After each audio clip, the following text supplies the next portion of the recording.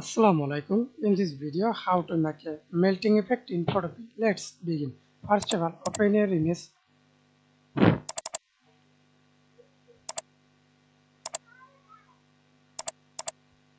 Right click convert to smart object and again right click on your mouse raster as here. I already used this. Apply this. Then use two-way. Right click use warp mode or best way. Go to filter tab. Liquify. Increase the size.